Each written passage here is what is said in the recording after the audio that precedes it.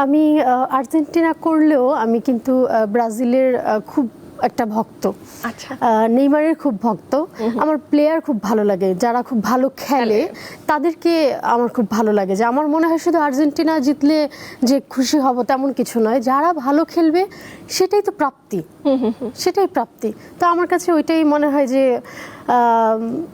এটা খারাপ লাগছে যে লাস্ট মুহূর্তে এসে এরকম একটা ঘটনা, এবং এই যে রোনালদোর বিদায় শেষ মোটামুটি শেষের দিকে এসে এটাই মেনে নিতে পারছিলাম না। একজন দর্শক হিসেবে কতটা ইমোশনাল লাগছিল আপনার?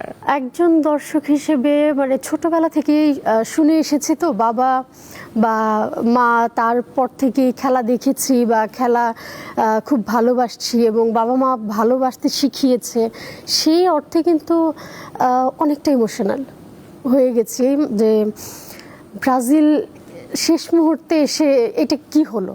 সেটাই আমি চেয়েছিলাম আরো যাক, যদি আরো একটুখানি যেত কিংবা শেষ মুহূর্তে যেত, হ্যাঁ ফাইনাল পর্যন্ত যেত, রাইট। তো তখন হয়তো এতটা খারাপ হয়তো লাগতো না, কিন্তু এখন বেশ খারাপ লাগছে।